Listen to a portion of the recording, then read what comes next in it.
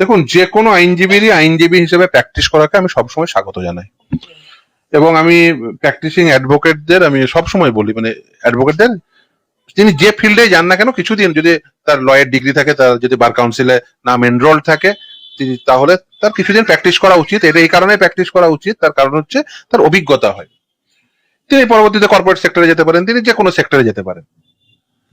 কিন্তু আমাদের অ্যাডভোকেটদের না কিছু আইন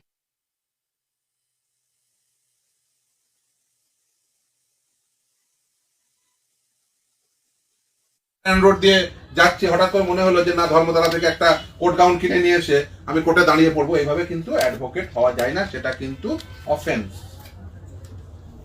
আপনি একজনকে অ্যাডভোকেট হিসেবে এনগেজ তখনই করতে পারবেন যখন তার নাম অ্যাডভোকেট রোলে থাকবে, তিনি অ্যাডভোকেট অ্যাক্ট দ্বারা গভর্ন হবেন।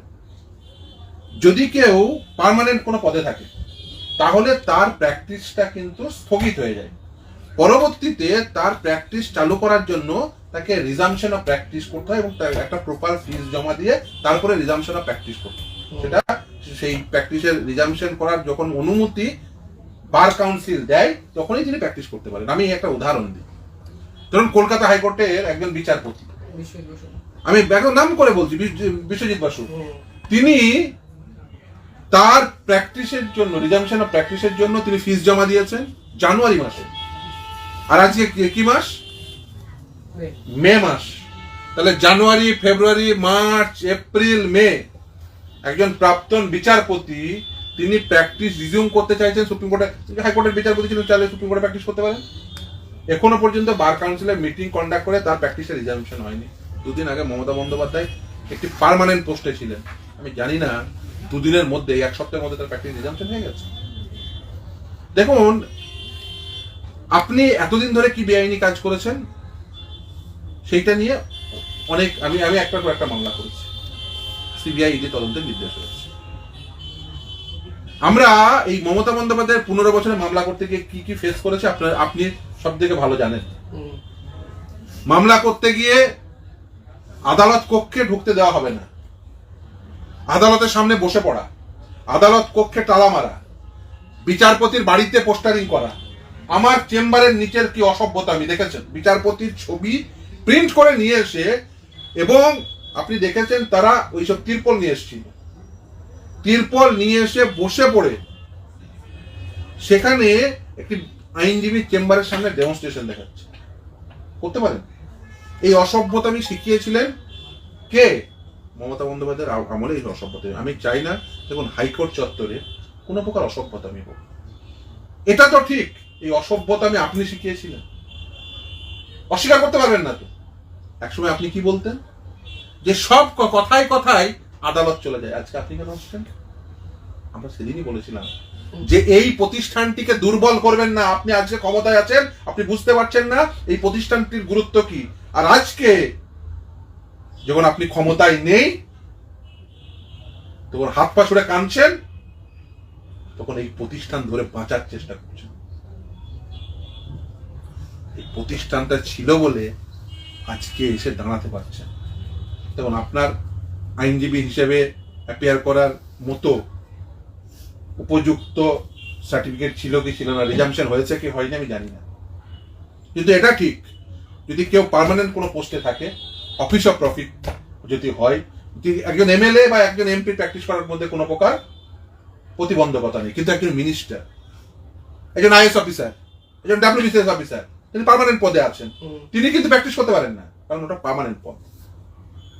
যদি তিনি তার প্র্যাকটিসটা বন্ধ হয়ে যায় সেই সময়কালের জন্য, চাকরি করে অনেকে আছেন চাকরি জীবন শেষ হয়ে গেছে, রিজামশন করে প্র্যাকটিস করতে হবে, কিন্তু তাকে প্রপার নিয়মটাকে ফলো করতে হবে। একজন বিচারপতির 5 মাস ধরে প্র্যাকটিস রিজামশন হলো না, একজন মুখ্যমন্ত্রী এখন পর্যন্ত বার কাউন্সিল নেই, এখন বার কাউন্সিলের ভোটের কাউন্ট হচ্ছে, তাহলে আইদার বলতে হবে আপনি ইনপার্সন করেছেন, কিন্তু আপনার তো আজকে ইনপার্সন মামলা ছিল না লিস্টে। তাহলে আপনি বলুন ইনপার্সন করেছেন নাকি অ্যাডভোকেট হিসেবে অ্যাপিয়ার করেছেন। অ্যাডভোকেট হিসেবে অ্যাপিয়ার করলে আপনার অ্যাডভোকেট হিসেবে অ্যাপিয়ার করার মতো উপযুক্ত সার্টিফিকেট ছিল, প্র্যাকটিস রিজিউম করেছেন।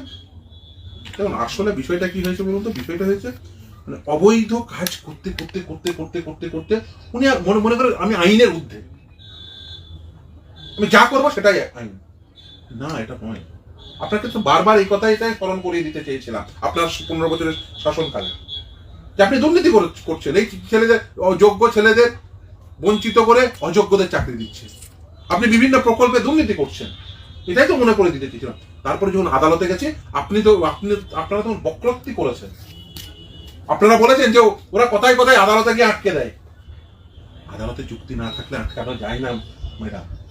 আজকে বুঝতে পারছেন তো? আজকে এসে বুঝতে পারলেন তো যে বক্রোক্তি করা সেদিন ভুল ছিল?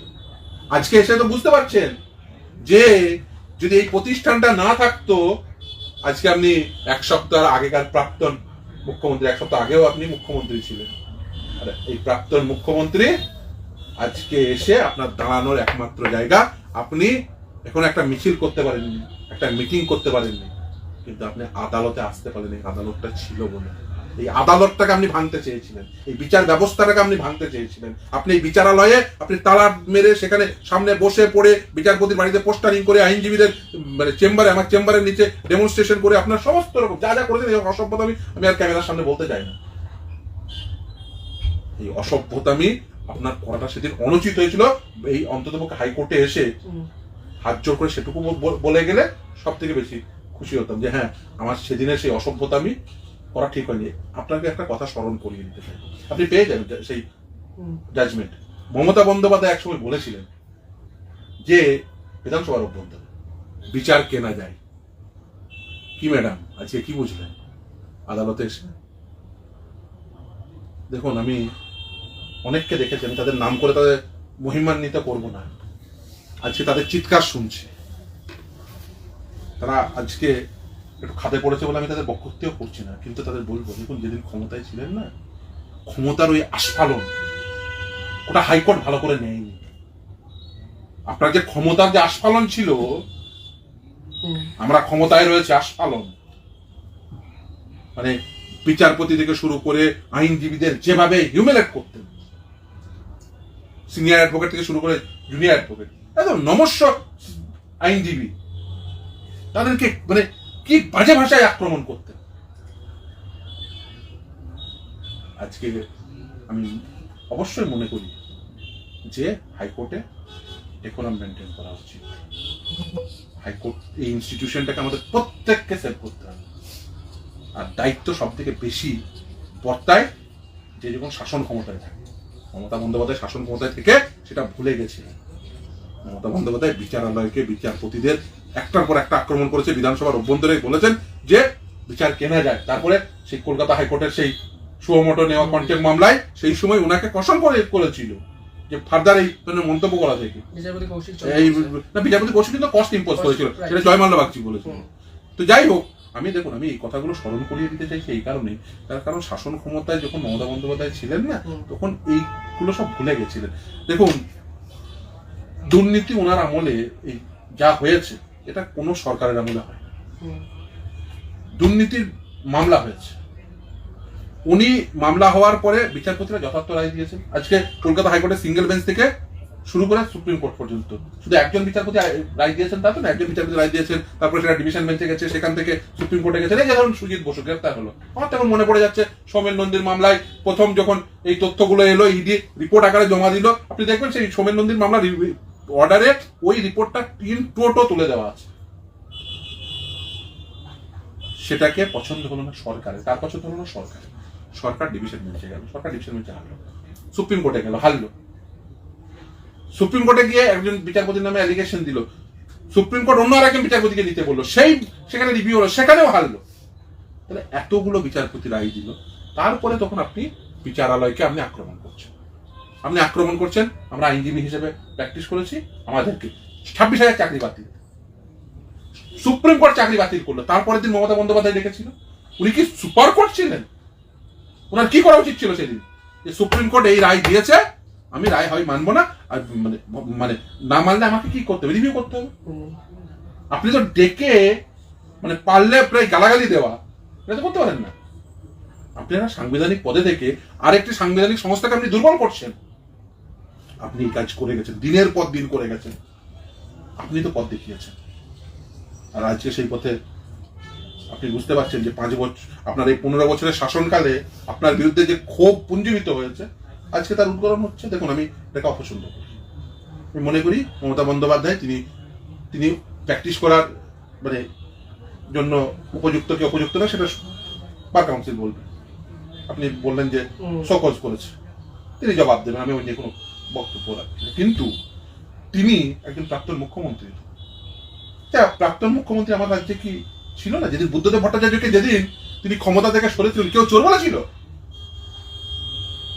বিধানচন্দ্র রায়কে এখনো মানুষ নমস্য মনে করে। আপনার তার সাথে হাজার থাকে।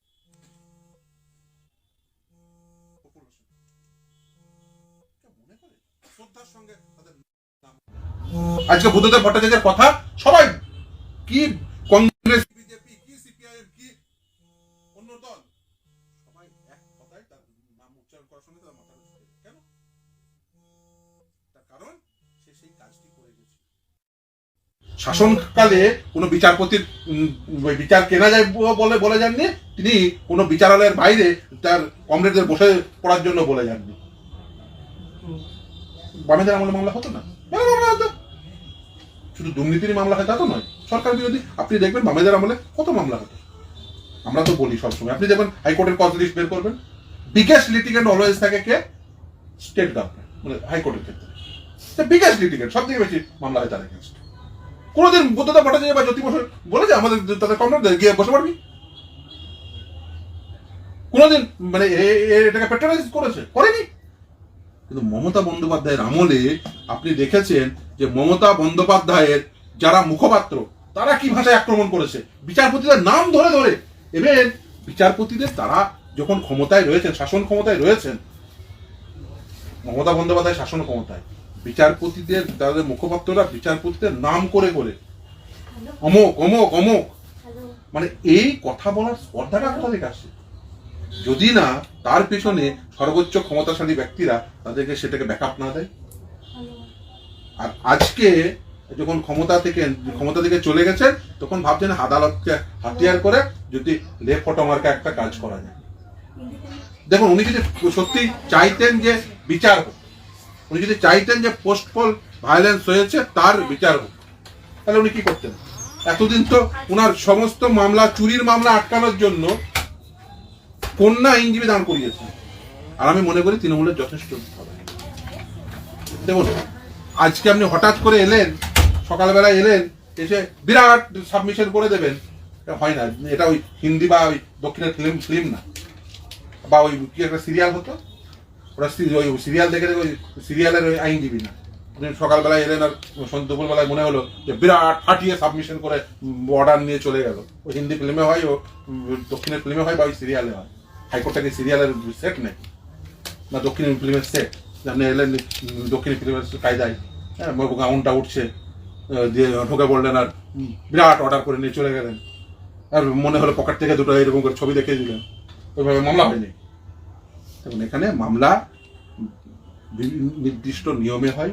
এখানে মামলা শিখতে হয়, মামলা কিভাবে তৈরি করবেন সেটা শিখতে হয়, কি করে প্লিট করবেন সেটা শিখতে হয়, বছরের পর বছর শিখতে হয়। এটা গুরুমুখী বিদ্যা, গুরুর কাছে গিয়ে সেটা শিখতে হয়। শিখে তারপরে তখন আস্তে আস্তে আস্তে আস্তে অ্যাপিয়ার করতে করতে করতে তখন আস্তে আস্তে গুরুদেব তৈরি হতে।